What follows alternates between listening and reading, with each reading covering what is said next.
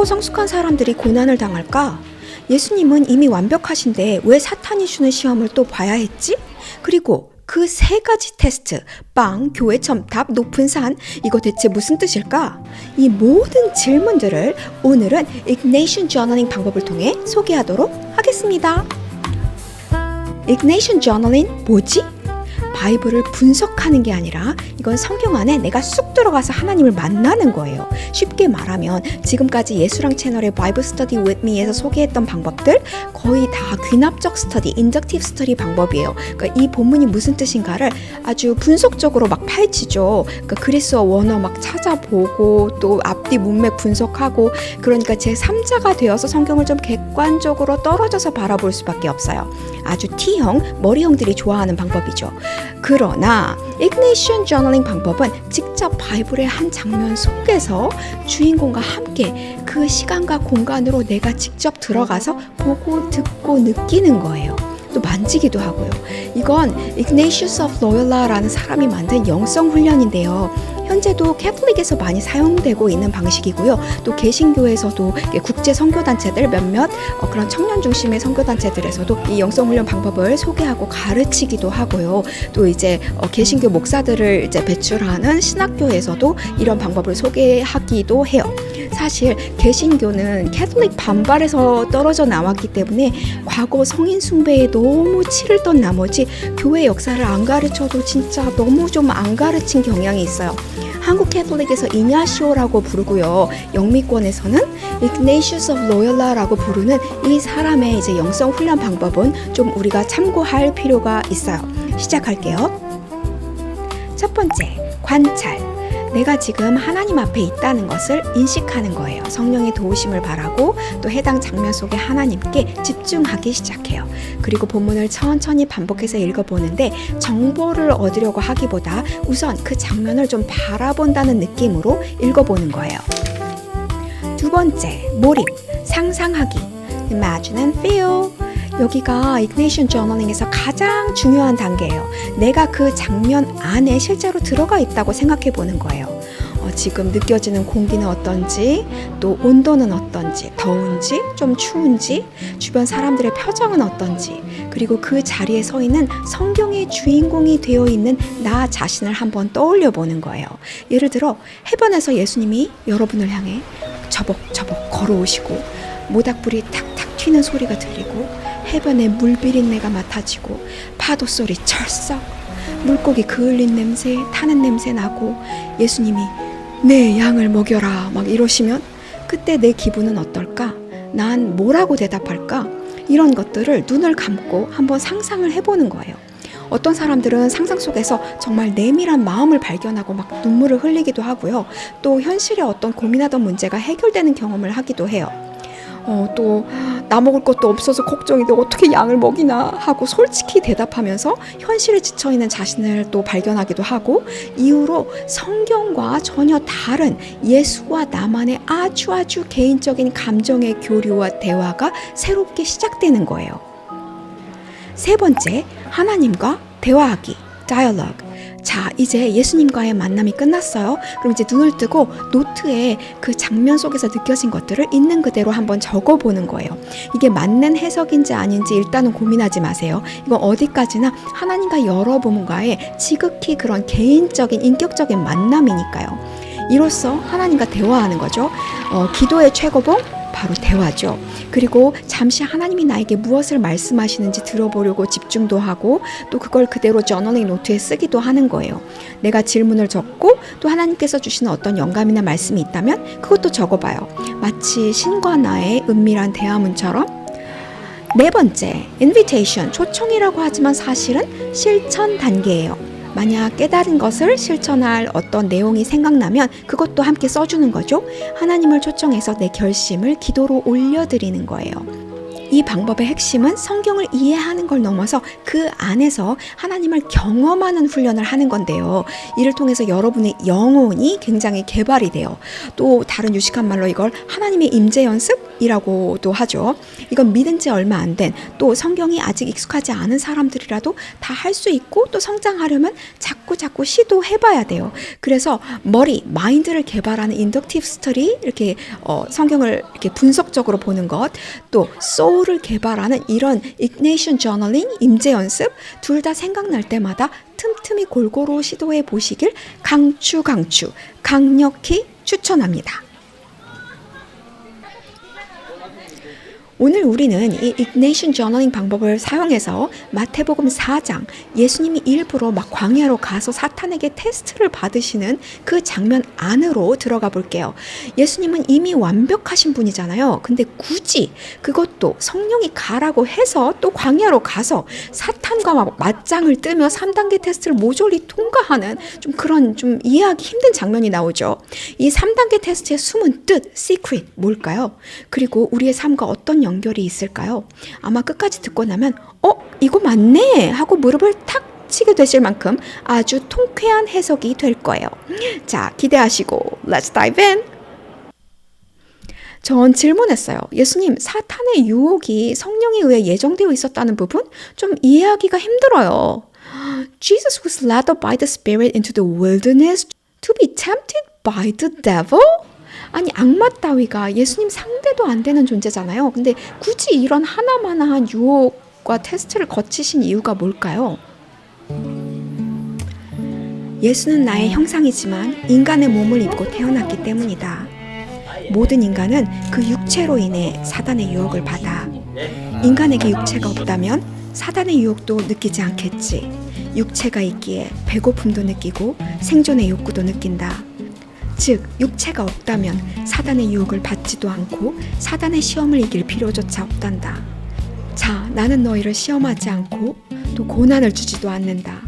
너희에게 고난을 주고 시험을 주는 것 언제나 사단이다.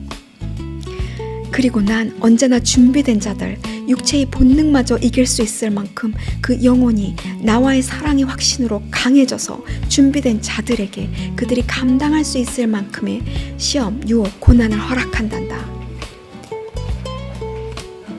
자, 여기서 중요. 교회에서 습관적으로 사람들이 누군가 좀 힘들다고 이렇게 말할 때마다 하나님이 당신에게 고난을 주십니다. 뭐 이런 식으로 말하죠. 사실 그건 교리적으로는 틀린 말이에요. 올바른 교리는 하나님은 어둠이 하나도 없으신 선하신 분이시기에 우리에게 고난을 직접 주지 않아요. 단 욥기 아시죠? 욥기 1장처럼 착하고 의롭다고 하나님의 칭찬을 받은 욥이 하나님과 사단 사이에 이 갬블링에 휘말리게 되죠. 그것도 하나님의 인텐션, 의도가 아주 가득한 그런 하나님이 일부러 이제 사단에게 이렇게 낚싯바늘을 들이우는 것 같은 그런 갬블에 이제 휘말리는 거죠. 이게 바로 올바른 교리예요. 그러니까 하나님이 여러분에게 고통을 직접 주지 않아요. 고통은 항상 사단으로부터 오는 거예요. 단 준비된 사람들에게 욥처럼 간혹 자기 몫의 십자가를 지는 경우가 있는데 이때 사단으로부터의 괴롭힘, 유혹을 당하는 거예요. 결코 하나님으로부터 난 것이 아닙니다. 또 하나님이 우리를 훈련시킨다고 아무 때나 막 이렇게 나쁜 일 생기게 만드나요? 대체 하나님 이미지를 무슨 개떡으로 하는 거예요? 아무 때나 준비되지도 않은 사람한테 막 훈련한답시고 나쁜 일 생기게 하고 그러지 않아요. 그건 그냥 힘든 일이 있는 거고요. 하나님과 함께 믿음으로 승리하면 되는 거지. 모든 나쁜 일들이 다 하나님이 주는 테스트 시험 결코 아니에요, 여러분. 여러분 위로한답시고 진짜 마음이 힘든 사람한테 하나님이 너를 벌줘서 깨끗하게 만드시려고 일부러 힘든 일 생기게 한다. 이런 식으로 말하죠. 그러니까 덜 힘든 사람은 그냥 영적으로 이렇게 조금 성숙한 채 하면서 넘어갈 수 있지만 진짜 힘든 사람은요. 그 사람 안에서 하나님 이미지가 무슨 시도 때도 없이 체벌하는 그런 가혹한 아버지와 심판자 이미지가 되어버려요. 그러니까 많은 사람들이 말한다고 해서 그것이 다 좋은 말은 옳은 말은 아니에요. 교리에도 맞지 않는 말이고요. 뭐 가난한 사람한테 갑자기 암이 찾아왔다? 무조건 하나님이 훈련시키려고 그런 거다? 솔직히 여러분이 그런 일 당했다고 상상해 보세요. 그것도 하나님이 마치 장난처럼 훈련 좀 시킨다고 그랬다고 그런 식으로 말해봐요. 집안은 파산할 지경인데 몸은 아프지. 여러분 기분 어떨 것 같으세요? 모든 고난이 다 십자가가 아니고요. 하나님 시도 때도 없이 우리에게 나쁜 일을 당하게 하면서 널 위해 그랬어! 라고 말하는 그런 끔찍한 분은 결코 아니에요. 우리가 고통당할 때도 하나님 똑같이 고통을 느끼시는 분이세요. God is good. God is so good. 이 선하신 하나님 이미지가 성경에서 너무너무 중요한 거로 다루어져요. 이걸 하나님의 이름이라고 하죠. 결코 이 이름만큼은, 그 이름이 가진 선하고 위대한 이미지만큼은 여러분이 부지 중에 모르고라도 훼손해서는 안 되는 거예요. 그러니까 욥기에서 나중에 욥의 친구들이 욥에게 제사를 드리면서 용서를 비는 장면이 나와요. 왜? 그러니까 하나님이 너희가 욥한테 잘못 말했으니까 욥이 너희를 위해 제사를 안 드리면 나도 너희를 용서하지 않겠다라고 했기 때문이니까 욥의 친구들이 죄를 졌다는 거예요.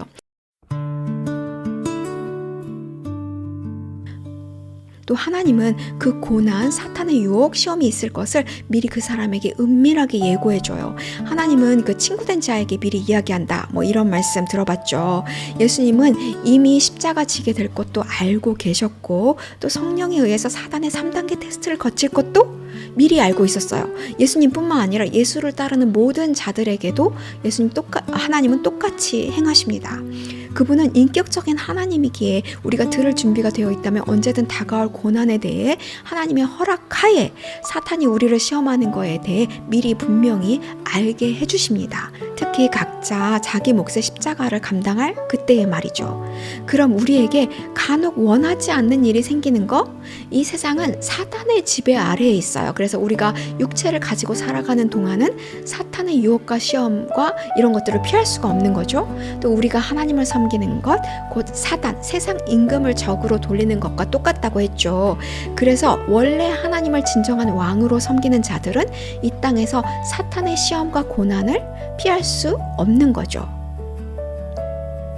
자, 1차 시험, first test. 자, 상상해보세요. 40일을 내리 굶었는데 돌을 빵이 되게 해서 먹으라고 해요. 누가? 데블이. 여러분 어떻게 하고 싶을 것 같아요?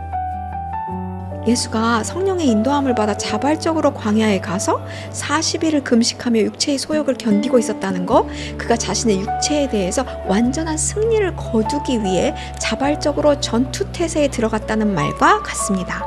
누구에게나 생존 본능은 가장 강한 육체의 욕구죠. 사람은 먹어야 살아요. 예수님은 능히 돌을 빵으로 만들 수 있었죠. 그러나 그의 생존 욕구를 거슬러 먹기를 거부한다? 그냥 죽고자 함이 아닙니까? 자, 사탄의 테스트를 유혹을 물리치는 법? 어렵지 않아요.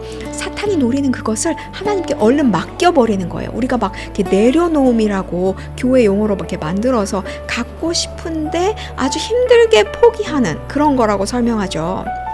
사실 그거 전혀 대단한 일 아니고요. 만약 사단이 생명을 위협하면서 막 유혹하죠? 그럼 얼른 그 생명을 하나님께 드려버리는 거예요. 그러니까 다윗이 자기 생명이 하나님의 생명싸개 안에 보관되어 있다고 표현했죠. 진짜 영악해. 얘는 그냥 자기 생명을 포기한 게 아니에요, 여러분. 잠시 세상에서 제일 안전한 금고에 그걸 맡긴 거예요. 그러니까 사울 왕 때문에 다윗의 명예도 너덜너덜해졌어요. 생명만 위태로운 게 아니야. 명예도 아주 그냥 짓밟혔어. 다윗은 그 명예를 완전히 포기하고 내려놓은 게 아니에요. 여러분 시편 잘 보세요.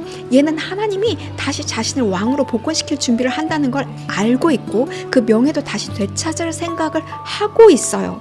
억지로 여러분 노력으로 뭔가를 포기하는 게 아니라 잠시 사탄의 유혹과 시험을 피하기 위해서, 즉 여러분이 살기 위해서 세상의 안전한 금고에 맡겨놓는 거라고. 여러분의 꿈을 억지로 포기하고 빼앗기는 게 아니라 맡겨놓고 그의 선하심을 믿으면 언젠가 그게 하나님의 방법으로 다시 되찾게 되는 거예요. 자, 사단이 여러분의 건강과 생명, 재산을 막 위협하죠? 얼른 하늘 금고에 믿음으로 예치하세요. 그게 가장 쉬운 방법이에요. 이게 믿음으로 이기는 거예요. 여러분 노력으로 이기는 게 아니라고요. 그냥 믿음이라고요. 이걸 모르니까 뭘 대단한 걸 포기한 것처럼, 뭐 하나님을 위해서 뭔가를 한 것처럼 막 위선을 하게 되고 막 그런 거죠. 자, 천국 가서 위대한 성인들이 모두 다 하나님이 하셨습니다. 뭐 이렇게 고백하죠. 대단한 겸양의 말인 것 같아요? 아니에요. 진짜 전부 처음부터 끝까지 하나님이 했으니까 하나님이 했다고 그냥 쉽게 말할 수 있는 거예요. 거짓 겸손이나 위선 뭐 이런 게 아니라고요.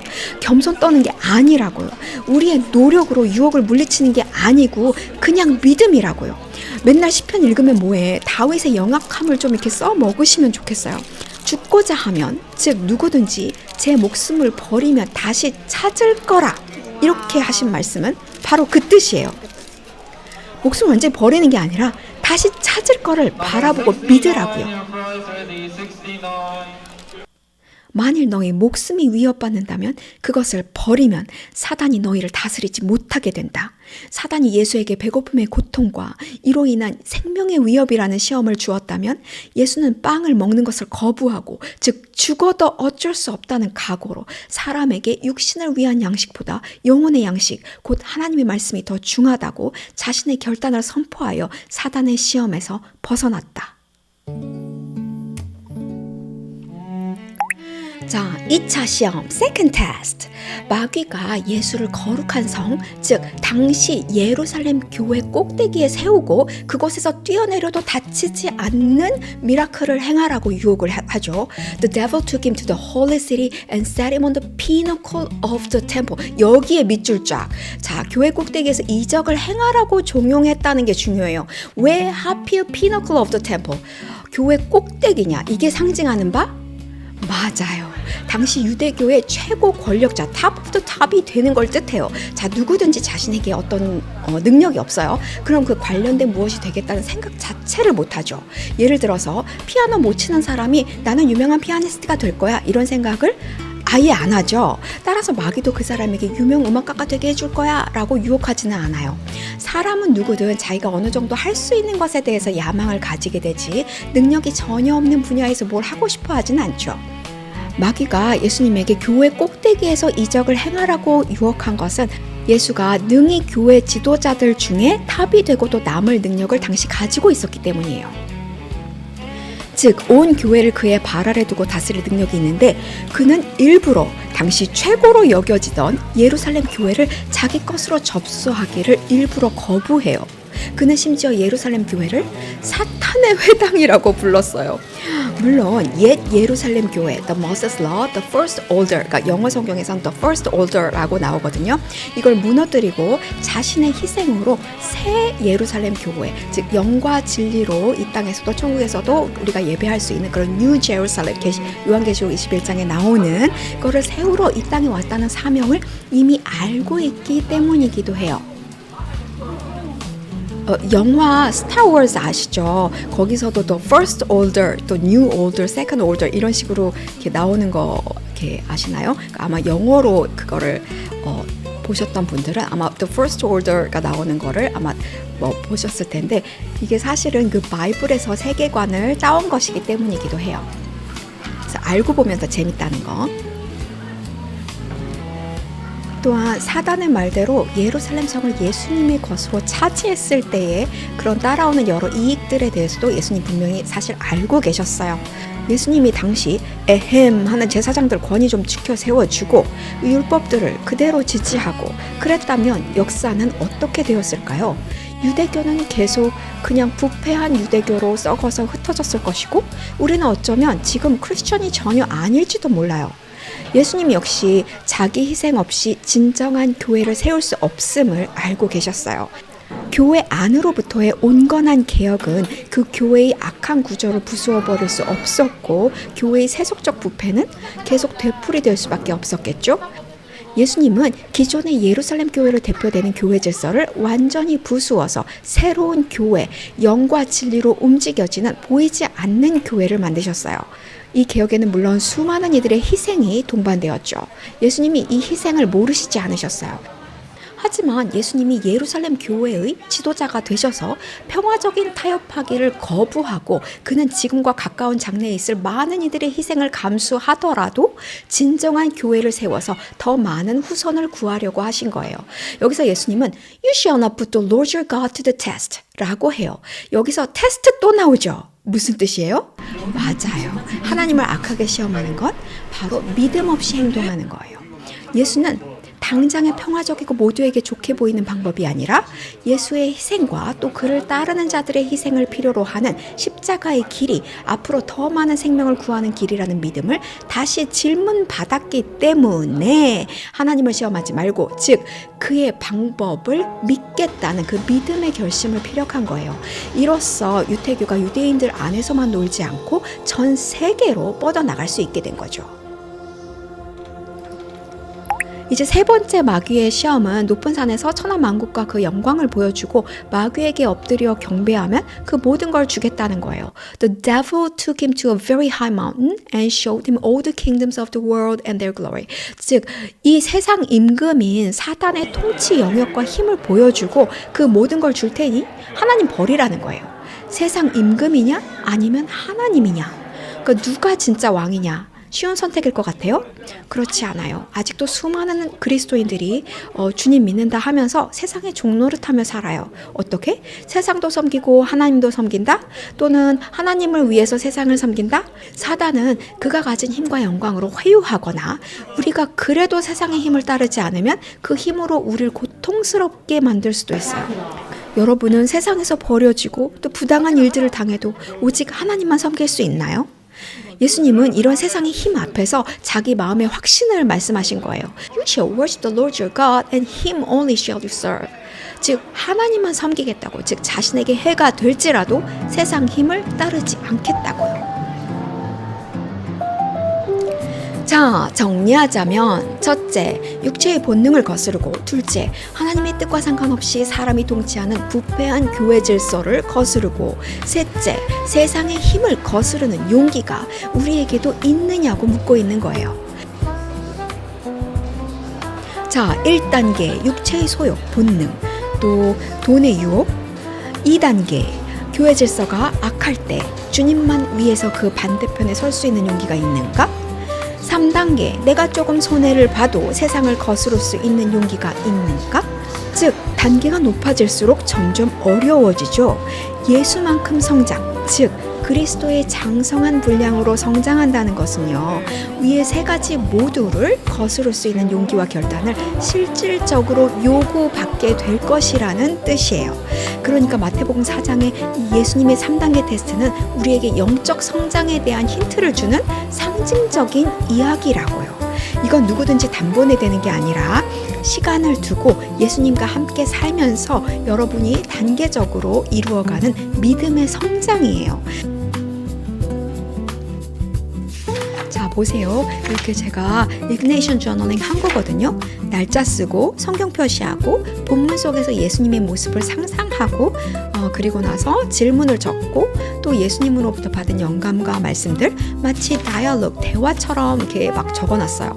이렇게 관찰, 몰입, 대화, 실천, 이 4단계로 이그네이션 저널링 스티커 한번 만들어봤거든요. 짜잔, 스티커 무료 나눔 이벤트. 여러분이 마태복음 또는 복음서들 중에서 가장 좋아하는 장면이 있다면 댓글로 나는 이 장면이 좋아요 라고 간단하게 적어주세요. 역시 선착순 5분까지만 무료로 스티커 보내드려요. 이그네이션 저널링 꼭 한번 해보고 싶으신 분들 위주로 신청을 해주세요. 그러면 다음 시간에 만나요. See you in the next video.